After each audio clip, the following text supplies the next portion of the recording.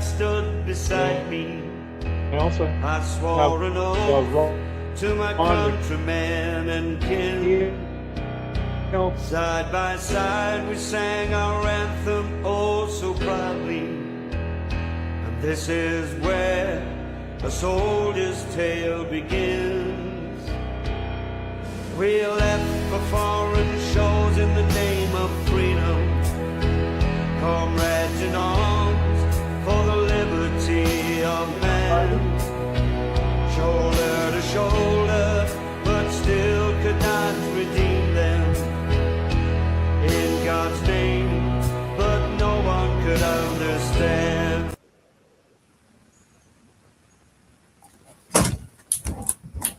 Hello. We're at the 80th edition for the Late Night Veterans Show. I'm your host, Reginald Argue. I have two of these. Welcome, everyone. We're at the Night Veterans Show. I'm your host, former Honorary Colonel for the Air Force. Reginald Argue. Here, Bridgewater, Pictou. I have two amazing guests on tonight. Dan Hennessey, the former. I know both you gentlemen have amazing stories to share. Dan, I wanted to start with you. When you first got involved as Honorary Colonel, what were some of the duties that you had to do? So 2014, I was involved with the dedication of a monument for Paul Davis, who was killed in Afghanistan. And I became friends with his dad, Jim Davis. And I think at that point in time, the 14 Construction Engineering Squadron were looking for a new honorary colonel. And they had stopped selecting honorary colonels from retired military members because they weren't really involved within the communities. So they started to reach out to folks that were embedded within the communities that would work as a liaison between the Air Force unit and the community. Mine was a little bit different. It was 14 Construction Engineering Squadron. So we have the headquarters and a reservist unit here based in Bridgewater, Nova Scotia. We had one in Pictou, Nova Scotia. There was one in Gander, Newfoundland, and Aldergrove, BC. So it was really coast to coast. And it gave me the opportunity to interact with not just the members, but directly with the communities that they served in, which absolutely amazing. Well, you're also good friends with Terry Kelly, right? Yeah, Terry Kelly was Terry was actually the honorary colonel for 14 Wing in Greenwood. So Terry and I became friends, worked on some programs and projects together. One was Operation of Pittance of Time.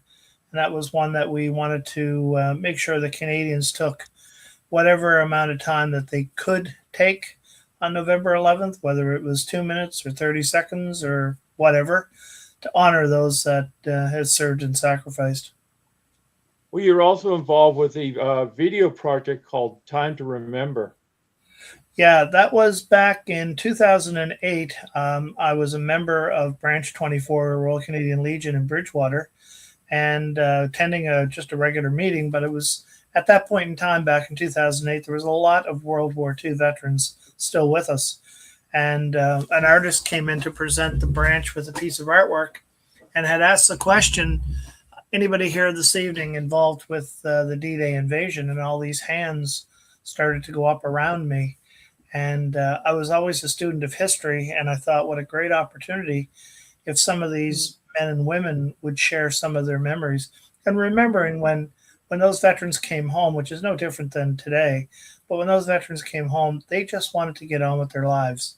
So they kind of locked all of those terrible things that they either did or saw way back in a room in their mind that hopefully they would never open again. So I reached out to the World War II veterans, and 18 agreed to sit down and talk to me. And at the end of it, it was an amazing project. It was edited to, we had the individual videos, but we also did an edited version, which was 28 minutes and highlights of the different things we want to focus on. And on Monday of the week leading up to, or in Veterans Week, we had 250 guests attend a screening at the local theater in Bridgewater. We had transformed the lobby into a French cafe. We had the Bridgewater Fire Department band playing period music. I had gotten a red carpet so that all 18 of the veterans came in just like Hollywood actors, came in to the theater on a red carpet, were directed over and signed a movie poster that we had done up for the occasion. And we walked them into 250 invited guests for the screening of Time to Remember. That was on Monday. And then Tuesday to Friday, the school board in on the South Shore bussed in over 2,000 school kids, and they got a chance to see the video and interact with the veterans. So it was an amazing project. I promised each one of those that I interviewed that if they would share some of their memories with me, I would continue to share their memories long after they are no longer with us. And I continue to do that. I've screened it for the Lieutenant Governor of Nova Scotia. I go to schools, I go to nursing homes, cadet corps. What's interesting, when you go to a cadet corps, they're looking at it just like a TV movie. When you go to a seniors residence here locally in Bridgewater, you hear comments like, "Oh, I knew her," or "I knew him." So it's a different audience, but it's pretty amazing. We had two ladies. One was in the British Army. One was in the British Land Army. We had Reverend Ron Mosley, who was a combat chaplain with the 106th Infantry Division of the U.S. Army, wounded twice at the Battle of the Bulge.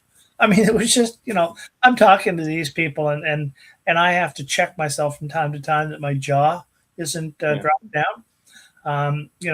Oh yeah, we came around the corner and then we saw Winston Churchill. I'm going, you saw Winston Churchill? I mean, come on. So yeah, it was an interesting project. It still lives today. I still get booked. I'm booked now for 2 seniors residents already for the week leading up to Remembrance Day. They want to make sure they get on my schedule, but every time I watch it, I laugh. I become emotional because I see at times, and I try to, when I'm showing the video to school kids, I talk to them about those terrible things that just never go away. And I asked them to watch the video very closely because I said there's times within the video that some of those doors that they had thought were shut tightly and never open again kind of creep open a little bit. And the folks that are on the screen become very emotional. Heading across the North Atlantic on convoy duty, coming across survivors floating in the water, screaming to be picked up. And they knew they couldn't pick them up because they weren't allowed to stop for fear that they would be torpedoed. And those voices, they still hear those voices. Yeah, I did an interview in the past with the late Jack Ford. He was a photographer, and he was also a photographer for the Canadian Forces during World War II in Europe. He actually met Winston Churchill on an airfield, and he was able to get a picture with him. Wow. So, yeah, she was, this lady was, her and her brother were in London after one of the air raids. And of course, they'd come out from the underground and they'd start pulling the wreckage of buildings, trying to save people. And she said, all of a sudden, I heard a commotion around the corner. And she walked around the corner and walking down the middle of the street with one-piece jumpsuit, his helmet, cigar, and dog on a leash was Winston Churchill. Yeah. But I also interviewed a guy. His name was Pierre Alain.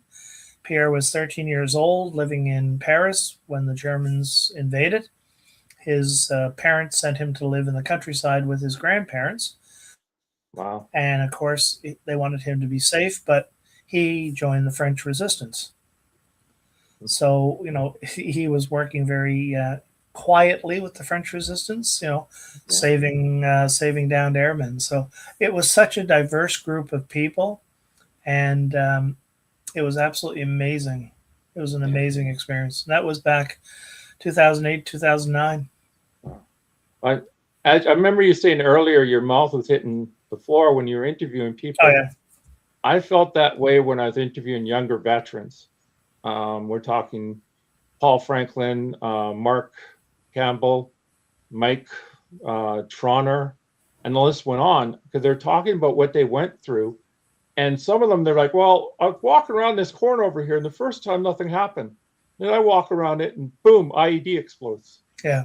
And they're so frank about it. And I wanted to end the interview a couple times. I wanted to give them a hug. Yeah, I know. You know, it's I just know. at that level, it's like, wow. But you know, it started in World War One. They called it, shell shock. Yeah. And it's, at least now they have a handle to some degree on what it is. And I mean, it can, it comes out in different ways.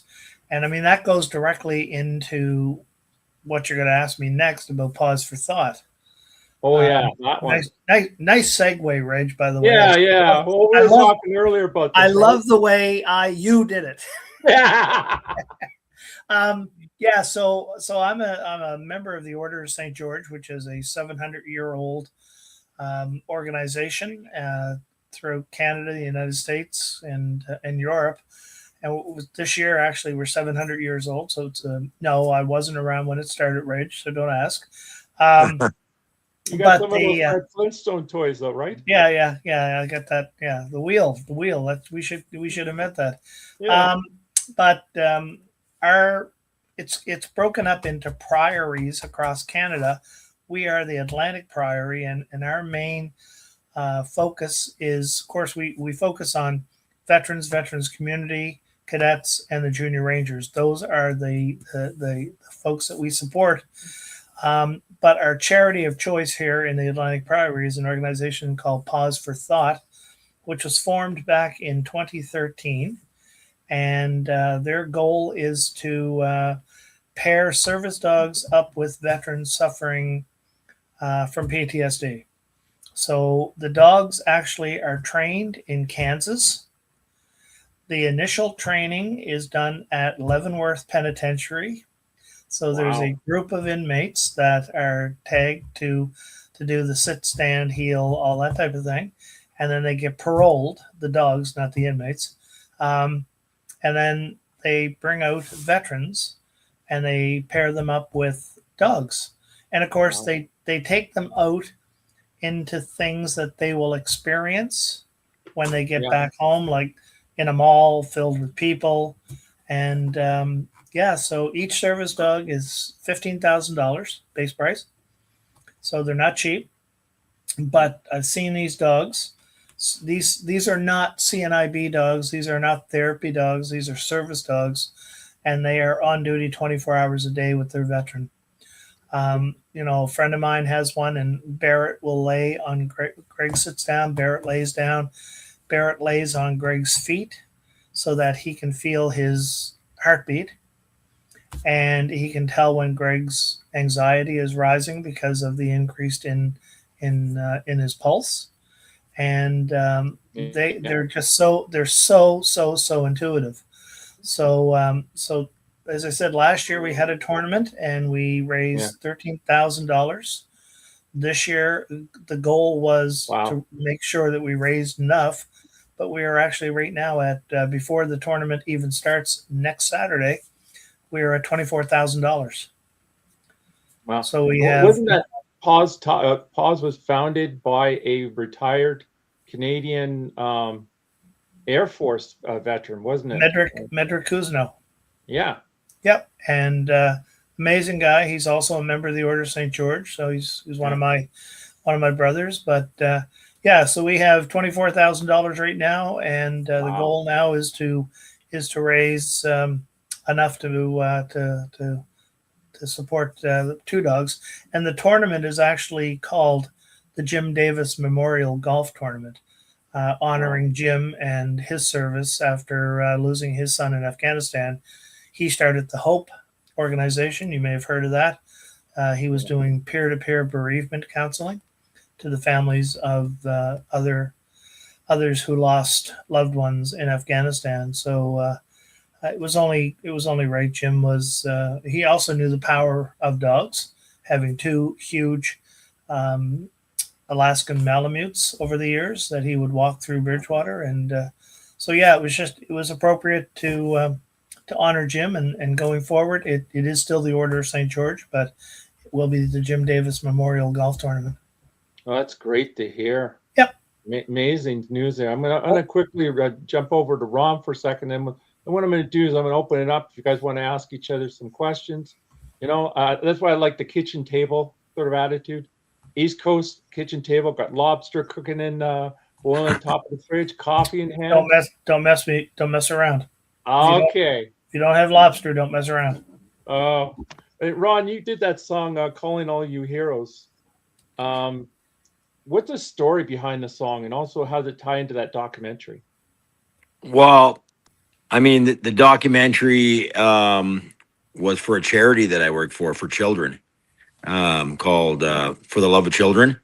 And the documentary was about the work they do around the world saving kids. And, they've personally sponsored over 1.2 million children around the world. They team up with Martha Hart, who's the widow of Owen Hart, the wrestler. So it's the Owen Hart Foundation. So they work together and they go around the world and they take care of families and children, and they have orphanages, and they give supplies, food, drinking water, all kinds of stuff around the world. So I did the theme song for their documentary with my partner Georgie Lyons. We wrote and produced the track, and I ended up singing the track with some children. We got some children who my wife is a music teacher, so she taught these kids how to sing along with me. So it was nice that I have a deeper voice, and then you have the little angelic voices of the children. And so that was in the Monaco International Film Fest back in 2013. We ended up winning we won the Angel Award for films with nonviolence, Wow. and we won Best International Documentary. So some of them are also in this song. So basically what I wanted to do with this song, I wrote this song with Canadian country artist Julian Austin, who does a lot of work for the military. Love the guy. Yeah, he's a good friend of mine, and we originally wrote the song. It was going to be for him, and somehow it just ended up that I ended up doing it. And we were talking about the soldiers, because Julian does a lot of work with the military, and he knows he's been to Afghanistan to play for the troops, and he's involved in the food bank, the Veterans Food Bank out here, which I'm just starting to find out about now. And so he was gonna do it, and I ended up doing it. And then when we decided to shoot a video for the single, I'm like, Julian, we got to get some of these Army guys and veterans and get them in the video. And he's like, no problem, I'll just make a couple of calls. And the next thing you know, guys, they all showed up, and fantastic guys, fantastic stories. The Princess Patricia's Light Infantry was some of the guys were with them, and they were just amazing guys to talk to. And when you see the video and you see their presence in the video, them standing shoulder to shoulder, it just gives me goosebumps when I watch it, because just to think of what they've been through and what they've done for our country and for all of us. And there's part of the video too. It shows what reality of war is. You get your armored tanks there, and you got the buildings, the non-existent. Only a couple walls existing. It looks like a ghost town, like the moon surface is what I'd say. And the PPCLI lost a lot of members in Afghanistan. They were frontline troops. Yeah, and they're they go through some stuff too with being in shock and some of the the mental things they have to deal with. So they were really graceful in their opinions and what they what we got to talk about, and just their experiences. And I feel privileged to have these guys in the video. And every time I see them, when I watch the video, I feel you know, I just feel something special about these guys, you know, that don't get the recognition for what they do around the world, and for, you know, how important they are to us, not only as Canadians, but, you know, obviously Canadians do a lot of work for a lot of people around the world. Ron, Yeah, Ron, I assume you're the same as me. So when I'm interacting with our veterans, I'm very careful to never say, "Oh, I know what you're going through," Oh yeah, of course not. because we have No idea. whatsoever. All we know is what we do is the easy thing, because our veterans have done all the heavy lifting for us. Well, what I'm noticing, 95, when I left the military, there was nothing. Like, here's rum and coke now. Get out of sight. PTSD wasn't called that then. It was treated as shell shock. It was treated as you're weak, you know, suck it up, Susie sort of attitude. And to see what now, and to sit down also with the younger veterans when I used to do the video interviews, I can remember at times, you know, I wanted to cry, but I'm starting to see that things are starting to improve for the veterans in the way that there's more programs available. There's more acknowledgement of what happened, right? And I just say to all the veterans out there, if you feel marginalized, you feel lost, you feel like you're alone, you're not. There's so many things out there. And then even this show here, just reach out to Darren or Jerry or myself or Adam. It doesn't matter. Just reach out and speak.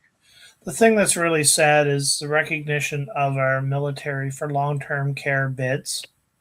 Yep. Because right now at this point, the long-term care beds that are funded by Veterans Affairs Canada are only made available for veterans up to and including the Korean War. Wow. Which is very sad, because, you know, a couple of months ago it was the anniversary of the Persian Gulf. Mm-hmm. And 35 years. And everybody was, you know, patting Persian Gulf veterans on the back and getting their photo ops and having big events. And I'm looking at this saying, yeah, not one of those people in those photo ops is eligible for a long-term care bed. Yeah. Especially So, so it's the battle was won, but the war is far from over for things like that. So there's many, you're right. There's many programs available now, but we have so much farther to go. Yeah. As I told Veterans Affairs one time, they had one of those community events you come out and talk at, and I said that the Veterans Affairs Charter is it's a living entity. Slowly but surely, it's changing. Is it perfect? No. Can it be perfect? Well, eventually, it can reach close to that. But at this time, there's a lot of work yet left to do. I think they closed down the last Veterans Hospital, St. Anne, in Montreal. That was closed down a couple of years ago. Well, we had, at one point in time in Lunenburg, Nova Scotia, we had the Veterans Unit there. Wow. There were 23 beds that were allotted paid for veterans. Wow.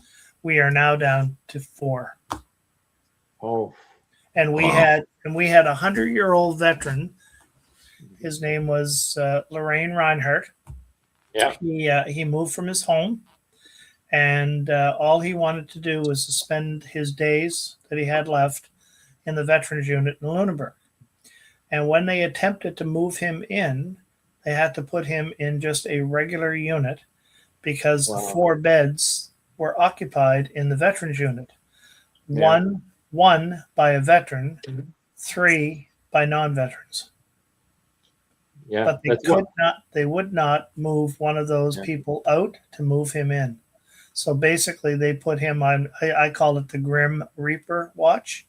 So he had to wait till somebody moved on before he was eligible to get up, which is wrong. I mean, the man did what he had to do. He stood up for the country, and all we did was to say, get in line, wait. Yeah. Well, the scary thing right now, when I'm talking to veterans about this mefloquine and the brain damage it does, one of the side effects, U.S. is saying 38% of the people in their study were affected by it, and they went ahead using it. One veteran was saying 60,000 veterans when they're in the military had to take it. And then I'm sitting down and I'm thinking to myself all these numbers, and I'm thinking, going, whoa. So we have over 20,000 veterans. They're going to have some sort of side effects with this, Canada-wide. Yep. When they get up to my age, I'll be 59 this year. I think the healthcare system is going to really suffer, and we have to prepare for it now. It's going to be overwhelmed. Oh yeah, and it's just scary to think. I mean, I think that's why I started crying when I was interviewing the younger veterans, because I'm looking at what they gave to the nation. They gave everything to the nation, and some of them, they lost their limbs, but they're still here. But it's just, wow. To me, that is a real hero. When people are looking for heroes, that's a real hero. Someone that gives everything for other people. So, but I know I did a lot of work with Terry Kelly, and you probably know Terry, Ron. I know of Terry Kelly. Yeah. Terry, I mean, Terry's song "A Pittance of Time" was, has become an anthem for Remembrance Day. And when Terry and I were up in Northwest Territories at one of the the Honorary Colonel conferences, and there may or may not have been wine involved, just saying. We said, and after someone encouraged Terry and I to sing Barrett's Privateers to everybody that was in the room, we took off to a corner and we said, okay, so let's come up with this idea. And being involved with the military, I said, let's call it Operation A Pittance of Time.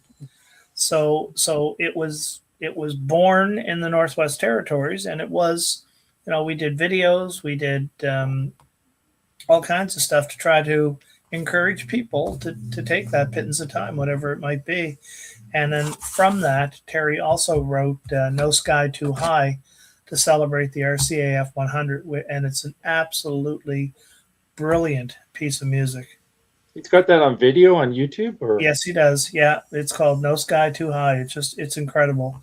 And but yeah, so Wow. we just have to keep doing what we're doing, and doing your piece to honor those that have served, and to pay tribute to those that have sacrificed. Well, that's the most important thing about this platform, is letting veterans, supporters, family members, let them come on and let the stories continue, even with the fallen, let their memories live on throughout. Well, I did a ceremony in Liverpool for a gentleman by the name of Philip Crouse, who had lost his life on a UN peacekeeping mission in Egypt back in 1967, I think. But his mother was the Silver Cross mother in Bridgewater, Anita Hyatt. And after I did some more research, he had gone to Liverpool Regional High School. So I got a plaque made up for him, and I reached out to the mayor at the time in Liverpool, who was originally from England, and I invited him to this ceremony. And he said, why are we honoring someone who died so long ago? So, of course, my inside voice wanted to say very nasty things to him, like things like, if it wasn't for people like that, your family would be eating sauerkraut in England, or schnitzel. But what I did say to him, and it's become kind of a catchphrase, is that I said, Your Worship, I said, you have to remember something, that there is no expiration date on remembering. Yeah. And, nice. So it's kind of one of those things that, when you say it, it's so true. And, we can never stop. That's what I love about the last 3 years, when I was able to write a poem for Remembrance Day and then just give it to you. Either I recited it or you got someone else to recite it. Yeah. I got another one happening in the head right now. So something's coming down the pipe sort of thing. I'm sure at 5 a.m. some morning my phone will light up. Well, look at this. And there will it be. I have insomnia. I can't sleep that well at night. I'm more writing. I don't. So many people have said to me, don't you sleep? And I'm like, sleep? What's that? Yeah, I'm going to have to start turning my phone face down. Yeah. Your grandfather there, Ron, World War II stories, what were some of them that really stick out in your mind? One that my grandma told me was well, I called her Nanny. She was, to me, she was called Nanny down east. That's a lot of people call their grandmas nannies. But my nanny told me that my grandfather was with the engineers and he served in World War II. He was fighting in Italy, and they were building bridges and stuff for the tanks to cross, and they had come under fire, and there was an explosion close to him, and he ended up in a ditch, passed out. And when he woke up, he had a snake wrapped around him. So he had to get the snake off him, and he pulled the snake, like he grabbed the snake by the back of the neck and pulled it off, and he had to take out his gun and shoot the snake. Yeah. So just woke up, passed out with a snake around him. So yeah, also my grandfather was the president of his legion in our hometown in New Brunswick, in Chipman, New Brunswick, where I grew up for for a few years before we moved out west. Yeah. So that's one of the stories that my grandma used to tell me, and I couldn't quite get it straight in my head. I was thinking, what? Like this is like it's like from a movie or something. You get, they drop some kind of bomb, you get thrown, and you wake up with a snake wrapped around you. Crazy story. We had one of the veterans that were in my my video was a guy by the name of Bert Eagles, and Bert was 30, maybe 30 when he was going overseas. And he talked about going over in the Aquitania, deep down in the bowels of the ship. And anyway, he was part and parcel of the whole video project. Now, I always took the video into Newcomville Elementary School grade 5 class every year prior to Remembrance Day, because they were the ones that were responsible for organizing the Remembrance service. So over the years, I would take it in, and my daughter was in school with his great grandson.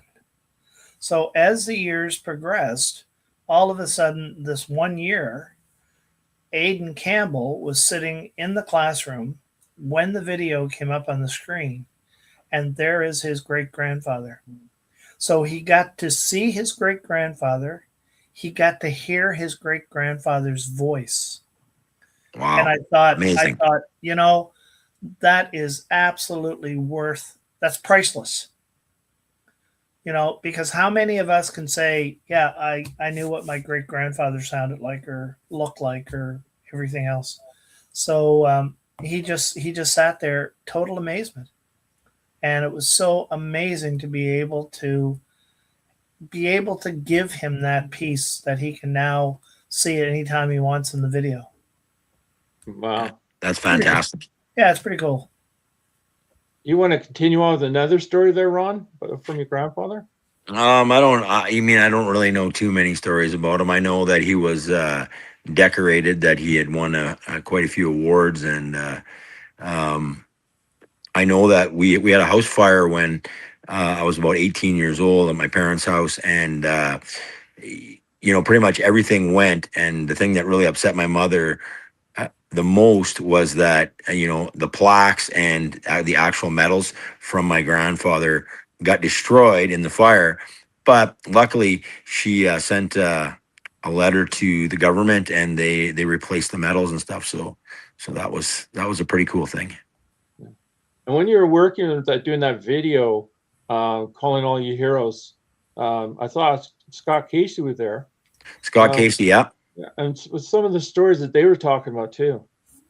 I mean, they were just very grateful that we were bringing attention to the soldiers. That we were recognizing them as heroes. And I mean, my friend Julian Austin, who is really involved with the food bank for the veterans and all kinds of events, and he plays shows for them. He does fundraisers for them, which I played a fundraiser with him last year, and I think I'm heading up for the birthday of the Princess Patricia's in August. They're having a celebration, and I think I'm gonna go up with Julian and play some songs up there. Maybe play this new song, Heroes. They're basically just very grateful that we're showing, who they are and having them in the video. They were more than, you know, they had to stand around a lot because the production takes a whole day. So they were very gracious and very grateful, and just really amazing people. And it's people like them that you know, deserve the recognition for all they've done for us. So hopefully by you know, having them in the video, and and you know, people getting to hear the song and see the video, we bring a little recognition to the heroes, the military, the doctors, the nurses, the firefighters, the people that are out there, the children's foundations, the people that are out there doing the work, because it's everyday people that are doing the work to make us, you know, who we are and make this great country that we have. And these are the people that should get recognized. I find, you know, nowadays it's pretty easy to find people on the internet with very negative things and people are, you know, they're getting followed by millions of people, and it's very negative. And I think through this song and through the video, I'm just trying to shed a little light on some of the positive stuff and that comes with these military guys and with these people that are everyday heroes.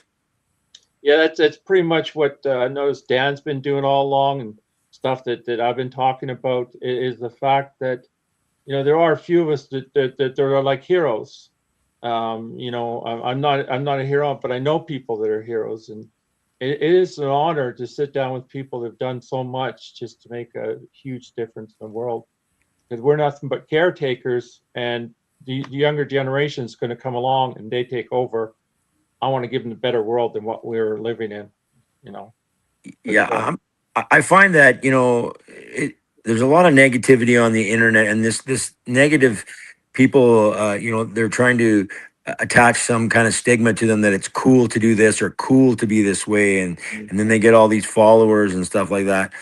I think it's pretty cool that these guys went over and fought for our country and kept peace and saved lives, and they're just regular people. You know, that's a special thing. And I mean, I'm really glad that Julian has got me involved in this. And like I say, he's a driving force behind it. He's always talking about the veterans. You know, he goes out of his way to go out of town to events for the food bank, and he's always making sure. He met a veteran the other day and he asked him how he was doing, and he said, you know, I'm not doing that great. And he said, listen, I got to hook you up. And he hooked him up. He actually hooked an American veteran who was living in Canada. He hooked him up with the food bank as well, because he was having problems, right? So it's people like that are doing these great things. And I'm just honored that my song and Julian's song gets to be gets to show some recognition for these people, and just shed a little bit of light on what they do. And you know, there's a scene in the video where the soldiers are crossing the bridge with their guns, and it's like, wow, this is like serious stuff. And the scene that you mentioned earlier with the tanks and the buildings and all the rubble, like you know, it's a scary thing. And thank God we have our Canadian military forces doing good works around the world. Yeah, well, we're a kind of small force, but we make up for it. When I was in the military, it's like the American military at the time. I did 7 people's job. In the U.S. military, it took 7 people to do my job. That sounds about right. Yeah, that was just like, if your tire goes flat, you don't change your tire. You're kidding, right? Yeah. They'd be yelling at us to change that tire. I'm sure Dad would be basically, hey, I got to change that tire over there. But that's, you know, that's what I love about this is just sitting here and talking about stuff. But I love your song. First time I interviewed Julian Austin, I went something like, and I forgot his name. So Julian probably remembers that one too. So. Yeah, I'll talk to him about that tonight after we're done here. I'll give him a call. Awesome. Actually, we're neighbors. We're neighbors. We just live a couple blocks away from each other. So yeah, in Airdrie, Alberta. So and it's the interesting story about Julian is that we're from the same town in New Brunswick, and I didn't, but I didn't meet him until in Calgary until the 90s, and now we're neighbors. We both live in Airdrie, so we write a lot of songs together now, and I go to his house to write, and he comes to my house. And this time, he came to my house for this song, and we felt it when we wrote the song. Like, I had goosebumps when I wrote the song, which that's not a normal thing. You know, you write a song, yeah, I like it or whatever.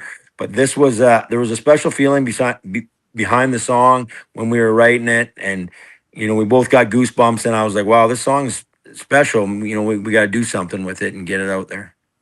Yeah. Well, what I'm going to do, I'm going to leave it open for next about 5-10 minutes. You guys want to ask each other a question? Then I'm going to share a poem. I call it the Professor's Corner. Nickname they gave me with Professor, so I'm going to call that Professor's Corner, where I'm going to share a poem afterwards. But I'm going to let you guys talk right now. If you have any questions you want to ask, sort of thing, please go ahead. One of the other songs that Terry Kelly did was Heroes of the Home Front. And it really focused on what you were saying, Ron, about the first responders, the paramedics, all of those folks. They're the heroes of the home front. They're the ones that, we rely on every day. The police, the fire, the first responders, the EHS folks. So we wrote a song called Heroes of the Home Front. And it's the whole idea, the catchphrase is thumbs up for the heroes of the home front. And it really had a lot of impact, because we certainly don't want to forget those people, because they serve such an integral part of our lives. And so if you get a chance to listen to that one as well, it's a pretty good track.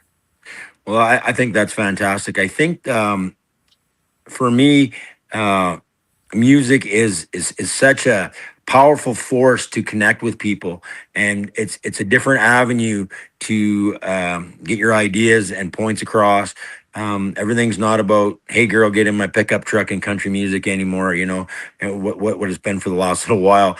I like the old school country kind of stuff, which is telling stories, and this is a great media to connect with people that that just might not hear about this kind of stuff. They might not even be interested in it.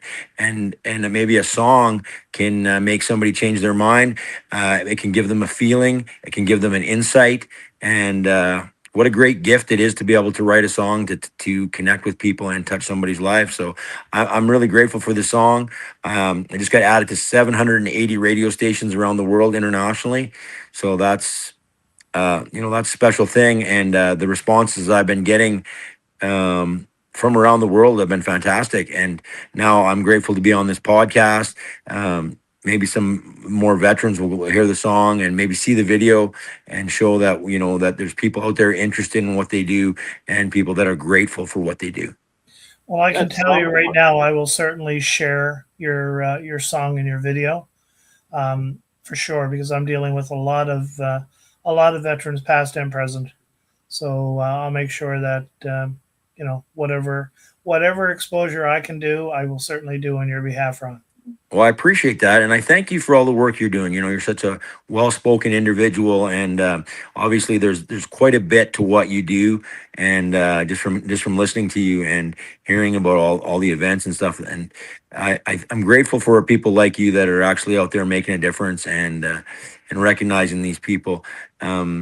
Like I said, my grandfather was also the president of his Legion, so I've heard a few stories. He was kind of a no nonsense kind of guy, so he's kind of like my, I guess I get that from him as well. And he's one of those guys that didn't take shit from anybody. Let's put it that way, if we can say that. so it's kind of funny how the wheel keeps rolling, because when I met Jim Davis in 2014. And then in 2015, we dedicated because CP Rail, and I'm not sure if you knew this, CP Rail started during Afghanistan. They started providing these beautiful brass plaques to the families of the fallen. 158 of them were sent out to do with what they wanted to do. So every family had one. Jim had one. And he asked me, he said, would it be something you'd be interested in doing something behind the school where Paul went? And I said, of course. So I did we put the monument in 2014, we dedicated it. At that ceremony, Rick Green's mother again, PPCLI, who was killed in 2002. Rick and three of his comrades were the first 4 Canadians killed in Afghanistan Wow. when the friendly fire incident took place. And she said, "Do you think we could do one of these for Ricky behind Forest Heights Consolidated School in Chester Basin?" I said, "Absolutely." So went through the whole thing again. The whole school was involved. It was an amazing ceremony. At that ceremony, Nathan Smith's dad, Lloyd, he said, "Is there any way we could do one of these for Nathan at Eastern Shore District High School?" I said, "Absolutely, we can." So it was just one after another. And since that, they have been absolutely, CP Rail has been absolutely incredible. They did the plaque for Philip Krause in Liverpool. They also did when Stalker 22 crashed, the Cyclone helicopter off of Greece. I reached out to them. They provided plaques for the families of all of those victims. And those were actually done at 12 Wing Shearwater. It was part of the main monument. But I had another one done for Brendan McDonald, who was the aircraft commander. And we did a monument up in New Glasgow, Nova Scotia, in Brendan's honor. So they've been absolutely incredible. We did one for Jen Casey, who was killed with the snowbirds. So it's just a matter of I call them, I text them, I say, "Hey, listen, can you do this?" So they've been amazing. So CP Rail was huge with the Canadian military during the war because the trains would take all of the soldiers across Canada to the Maritimes to get on ships to go overseas.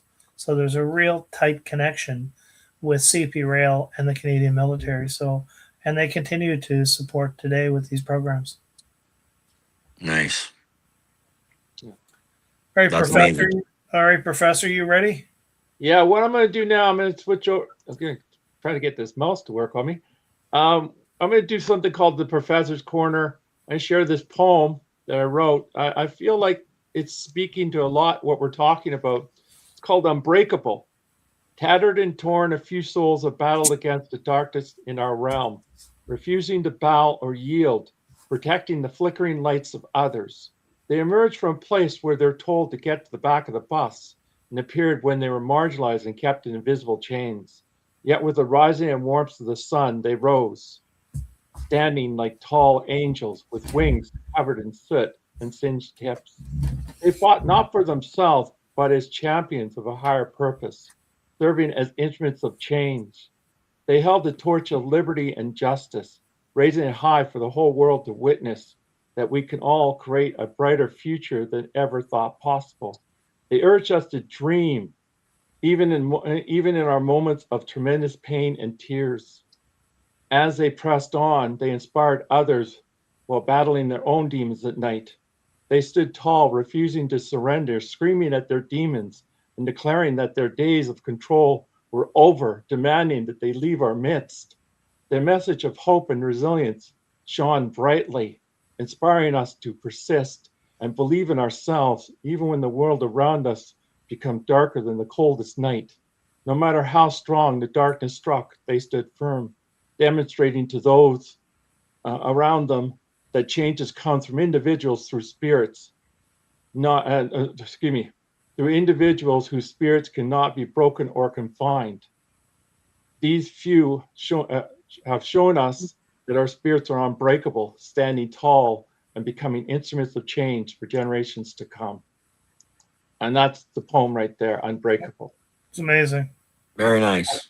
I Yeah. have dyslexia, people, so you know what? I'll stutter at times. I'll basically, it might be I have to struggle a little bit, but I don't let it stop me. And then people out there listening right now, don't use dyslexia as an excuse. Use an excuse to inspire yourself, saying, "Look, yes, I got this, but I'm going to continue going past it. Amen I want to to that. reach for the gold, for the top, right?" So, Ron, I'm going to get you to share a little bit more, maybe some points that you didn't cover. I want to hear a little bit more about that hero song too. And then I'll get Dan, I'll get you to do the same thing. And I'll sort of share a couple words, and then we'll just end it after that, then, if you guys would like. Sure. Well, we shot the video in Calgary at the Ranchmans. And pretty much all the guys that are that aren't on the stock footage are people that we know. So the Love of Children Foundation, Martha Hart, Ricky Harrison from my community in Bonas is a guy who was walking down the street and he saw a house on fire. He saw a lady fall down. He went in to try to get into the house. He got blown back by a backdraft. And so then he went around to the back of the house, crawled in through the bedroom window, found the lady in the smoke, pulled her through the house, back to the bedroom, up the wall, through those tiny little bathroom windows, and got her out to safety.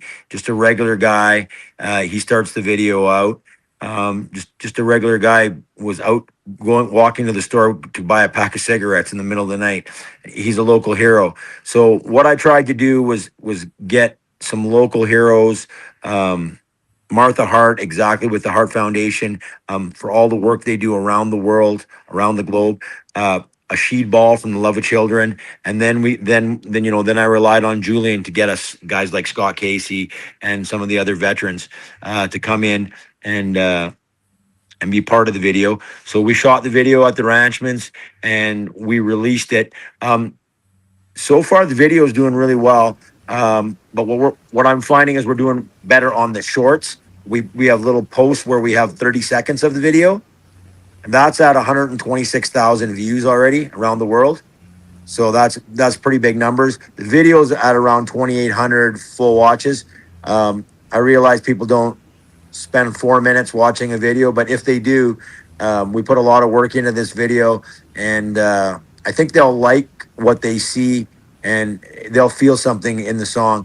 And having these real people in the video that have actually gone through situations, these are real heroes. And it's about the choices that we make in life, and everybody can be a hero if they step up. So I think if the video gets out, the more the video gets out and the song gets out, the more impact it can have in a positive way. So I'm really excited about it. I'm really excited to be on this podcast, and I'm really excited to share it with the world. Awesome. I was also reading that you were spent some time down in Nashville, and then also traveling. You've done to Canada, basically United States, over to Africa when you're touring. I had a #1 hit song in South Africa a couple years ago. So that's where I started some relationships over there, and we will be.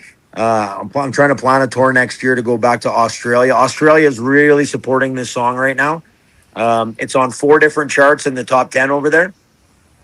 So I've done radio interviews in Australia with Oz top 30 radio hits, and they're just being very supportive of it. They feel that the message needs to get out, and they've treated me just so graciously. I'm just blown away by the support that I'm getting in Australia, South Africa, Ireland, places like that. Yeah. Go ahead, Dan.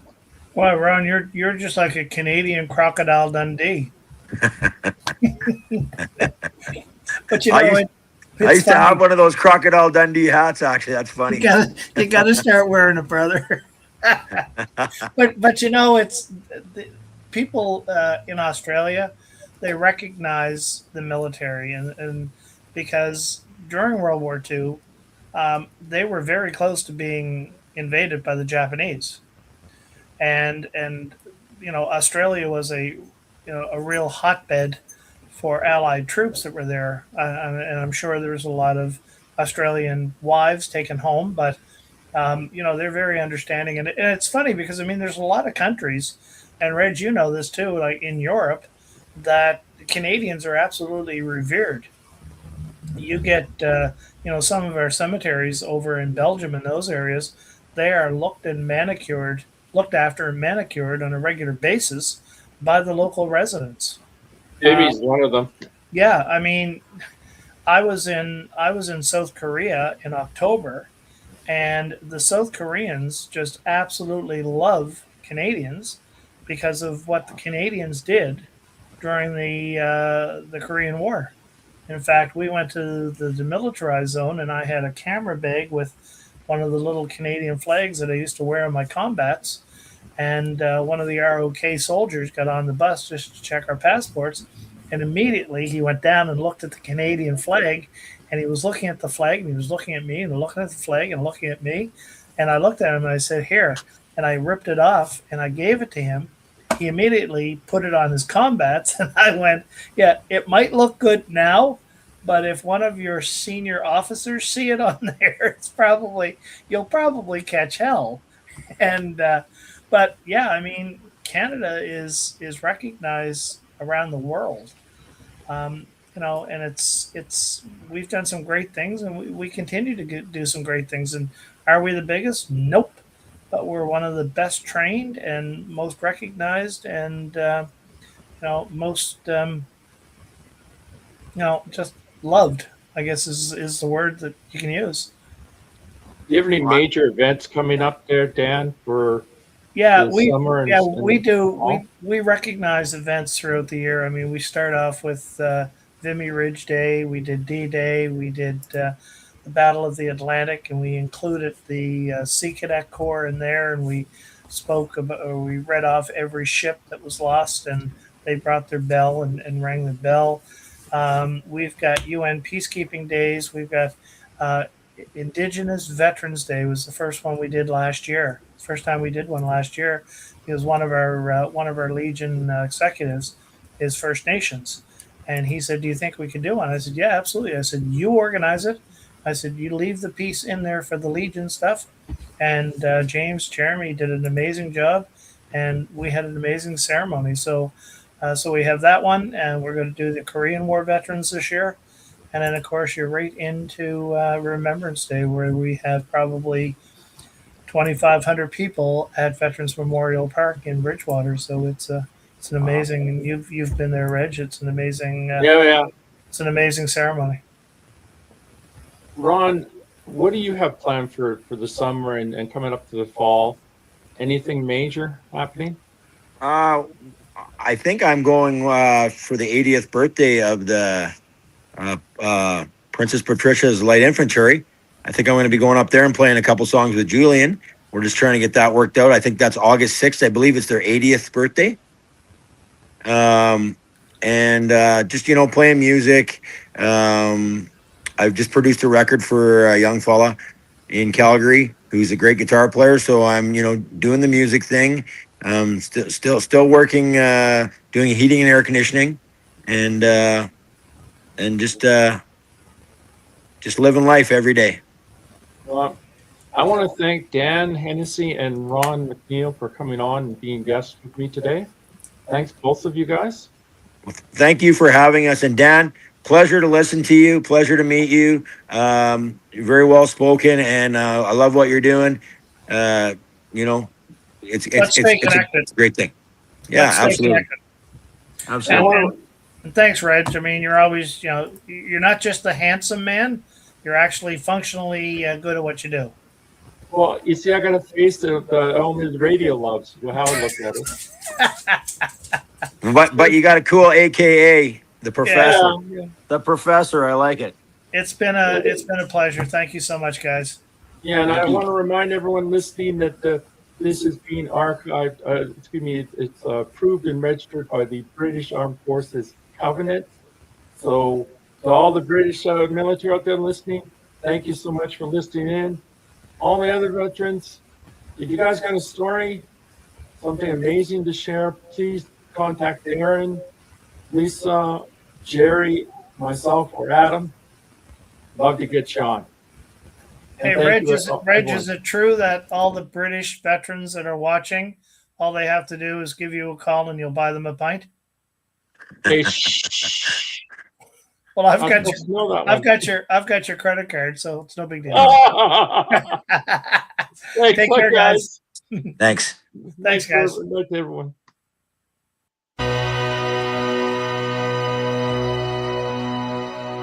I pledged allegiance to the flag God stood beside me.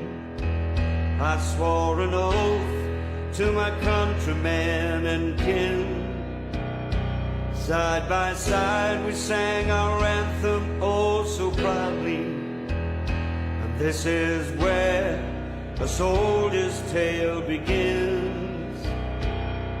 We left for foreign shores in the name of freedom, comrades in arms for the liberty of man. Shoulder to shoulder, but still could not redeem them in God's name, but no one could understand.